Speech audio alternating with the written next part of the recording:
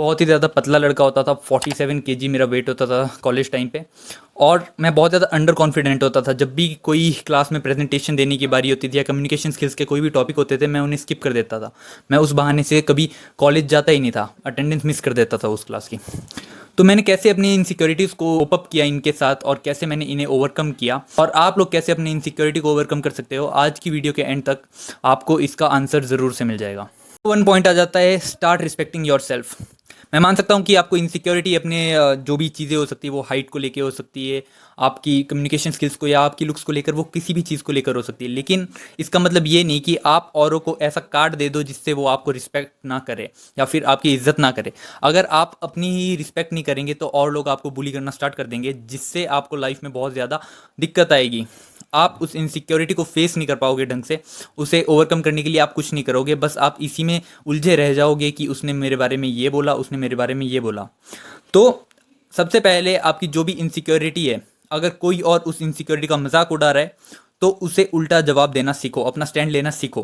क्योंकि अगर आपने उसे पहली बारी में नहीं टोका तो वो बहुत ज़्यादा गिर जाएगा उस चीज़ को लेकर, और कुछ फ़ायदा नहीं होगा अगर आपने उस इनसिक्योरिटी को फ्यूचर में ओवरकम भी कर लिया, क्योंकि आपकी रिस्पेक्ट उनके नज़रों में वही चिंदी वर्गी रह जाएगी।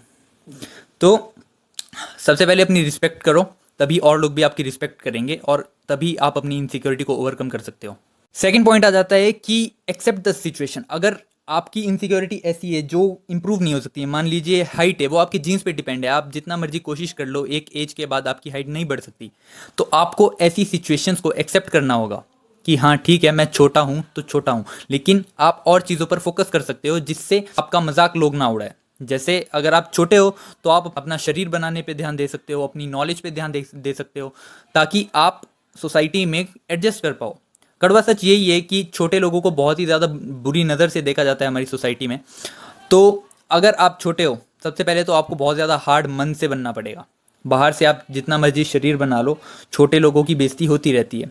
तो एक तो आपको अपने अंदर ऐसा ह्यूमर लाना पड़ेगा जिससे आपकी अगर कोई बेइज्जती कर रहा है तो आप उसको मुंह तोड़ जवाब दे सको। और आपको ये सब चीज़ें आप तभी कर सकते हो जब आप एक्सेप्ट कर लेंगे कि आपके साथ जो भी इनसिक्योरिटी है आपकी, आप उसको बदल नहीं सकते हो। लेकिन अगर आप अपनी इनसिक्योरिटी को बदल सकते हो तो आपको ज़रूर से उस चीज़ के ऊपर काम करना चाहिए। पॉइंट आ जाता है, और ये बहुत ही ज़्यादा इंपॉर्टेंट पॉइंट है, stop over thinking and start taking action. आप लोग अपना सारा टाइम ओवर थिंकिंग में बर्बाद कर देते हो, जिसकी वजह से आपको एंग्जाइटी, डिप्रेशन, ऐसी चीज़ें भी हो जाती है। आपकी एक इनसिक्योरिटी तो थी, वो कुछ भी हो सकती है, एक इनसिक्योरिटी तो थी ही, उसके साथ आप और चीज़ों को भी ऐड कर रहे हो जो बहुत ही ज़्यादा बुरी चीज़ें हैं। डिप्रेशन, एंग्जाइटी, ऐसी चीज़ों को आप अपने लाइफस्टाइल में ऐड कर रहे हो।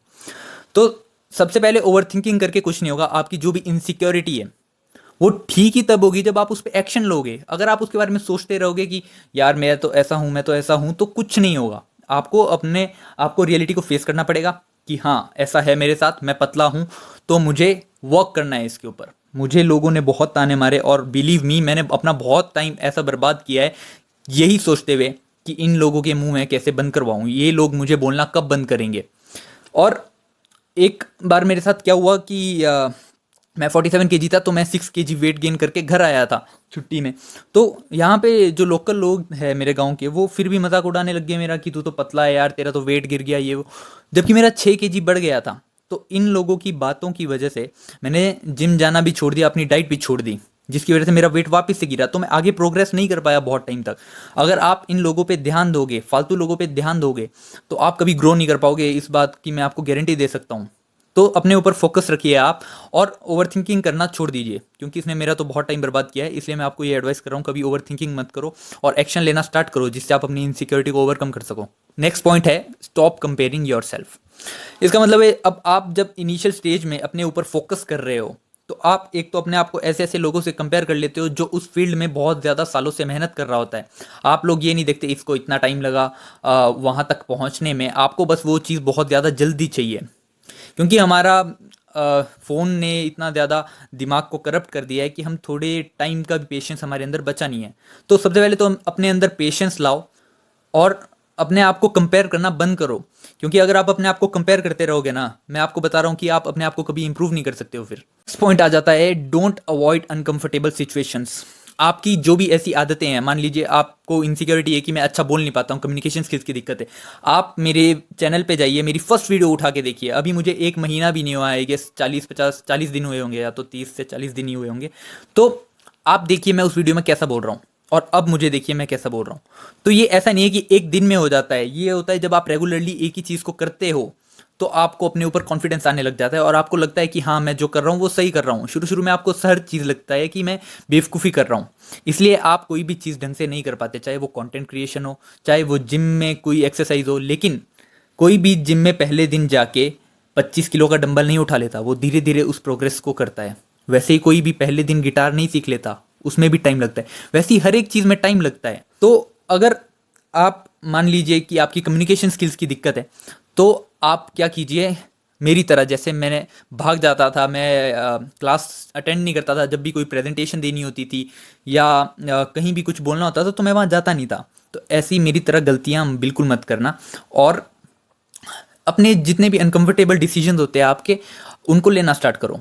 मैं पर्सनली ऐसा करता था, जब 11th-12th के टाइम कोविड का सेशन चल रहा होता था, तो हमारी ऑनलाइन क्लासेस लगती थी, तो मैम जब मुझसे क्वेश्चंस पूछते थे तो मैं उसका जवाब भी नहीं देता था। मेरे सामने मैम बोलते रहते थे Piyush are you there, Piyush are you there, लेकिन मैं कोई जवाब ही नहीं देता था वापस में, मैं इतना ज़्यादा फट्टू था।